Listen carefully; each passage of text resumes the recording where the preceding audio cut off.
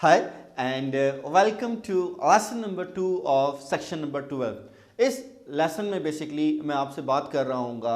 जो पीएमआई ने हमें पीएम बॉक्स 2012 में अपना पहला रिस्क मैनेजमेंट नॉलेज एरिया का प्रोसेस दिया है प्लान रिस्क मैनेजमेंट के हवाले से। बेसिकली अगर हम प्लान रिस्क मैनेजमेंट की डेफिनेशन के हवाले से बात करें तो प्लान रिस्क मैनेजमेंट हमें ये बताता है कि हम अपने प्रोजेक्ट में रिस्क मैनेजमेंट की एक्टिविटीज़ को कैसे कंडक्ट करेंगे, या अगर मैं इसको एक डिफरेंट पर्सपेक्टिव में देखूं तो एक्चुअली हम यहाँ पर स्ट्रेटजीज डेवलप कर रहे हैं कि हम अपने प्रोजेक्ट में रिस्क की प्लानिंग कैसे करेंगे और साथ साथ रिस्क की मॉनिटरिंग एंड कंट्रोलिंग जो है या स्पेसिफिकली कंट्रोलिंग जो है वो हम कैसे परफॉर्म करेंगे। तो हम ये कहते हैं कि जनाब जो हमारा प्लान रिस्क मैनेजमेंट है ये एक बहुत ही वाइटल प्रोसेस है इस कॉन्टेक्स्ट में कि जनाब इसकी मदद से हमें ये समझ में आएगा कि हमारे रिस्क को कैसे मैनेज करना है, कौन मैनेज कर रहा होगा, किस कॉन्टेक्स्ट में जो है वो इसको मैनेज कर रहा होगा। अगर हम प्लान रिस्क मैनेजमेंट प्रोसेस के इनपुट्स के हवाले से बात करें तो हमारे पास पीएमआई ने 5 इनपुट्स जो है वो हमें दिए हैं।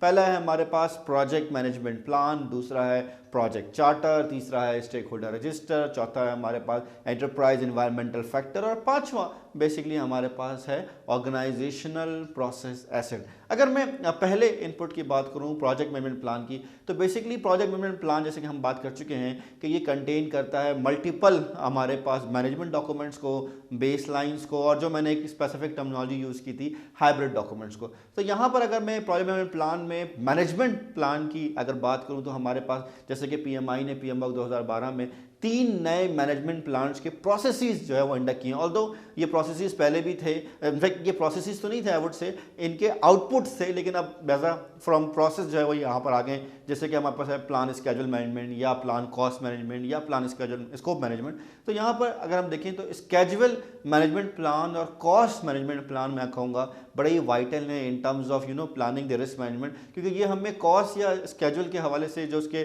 कंट्रोल थ्रेशोल्ड्स हैं या उसके जो आप करें टॉलरेंसेज हैं वो हमें जो है वो प्रोवाइड कर रहे होते हैं। और जाहिर सी बात है प्लान जो हमारा प्रोजेक्ट मैनेजमेंट प्लान है इसके अंदर हमारे पास बेस लाइन्स भी हैं जो हमें बता रहा होता है कि जी हमारा प्रोजेक्ट जो है किस टाइम पर किस कॉस्ट के अंदर और किस स्कोप के अंदर कवर हो रहा है। तो हमें रिस्क को भी उसी जो है ना कहते हैं पैराए में रखते हुए या उसी बाउंड्री में जो है उसको डिफाइन करते हुए जो है वो सेट करना होता है। दूसरा जो हमारे पास यहाँ पर इंपॉर्टेंट इनपुट है वो है प्रोजेक्ट चार्टर।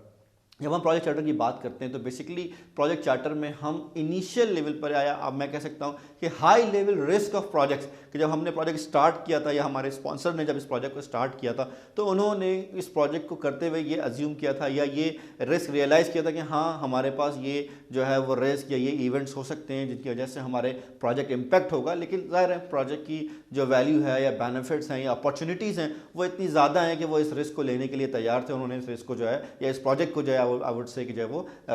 स्टार्ट किया या इसको जो है वो किक ऑफ किया। तो हम वो देखते हैं कि जनाब वो हमारे इनिशियल रिस्क क्या है। मुझे याद है कि जब मैं एक कंपनी के लिए प्रोजेक्ट कर रहा था तो वहाँ पर वो जनाब प्रोजेक्ट चार्टर पे अटक गए कि ये हाई लेवल क्यों नहीं है, डिटेल क्यों नहीं है। तो हमारे पास हाई लेवल रिस्क जो है वो चार्टर में अवेलेबल आते हैं। थर्ड इनपुट जो है वो है हमारे पास स्टेक होल्डर रजिस्टर। और स्टेक होल्डर रजिस्टर में हमारे पास जाहिर सी बात है कि हमने रिस्क स्टेक होल्डर्स को आइडेंटिफाई किया है, उनकी जो क्रिटिकल इन्फॉर्मेशन है कि जनाब उनका प्रोजेक्ट में क्या रोल है, उनकी ऑर्गेनाइजेशन में क्या रोल है, उनका इन्फ्लुएंस क्या है, उनकी एक्सपेक्टेशंस क्या हैं। तो जाहिर सी बात है उनकी इन्फ्लुएंस, उनकी एक्सपेक्टेशन ये हमारे लिए एक बहुत ही क्रिटिकल आई वुड से कि जो इन्फॉर्मेशन है या डाटा है जिसकी मदद से हम अपने प्रोजेक्ट के रिस्क को मैनेज करेंगे। देन हमारे पास जो बेसिकली हमारा आई वुड से जो चौथा इंपॉर्टेंट इनपुट है वो है हमारे पास एंटरप्राइज एनवायरमेंटल फैक्टर, कि जनाब हम जिस ऑर्गेनाइजेशन में या जिस एनवायरनमेंट में ये प्रोजेक्ट करने जा रहे हैं उनके रिस्क की टॉलरेंस क्या है या उनका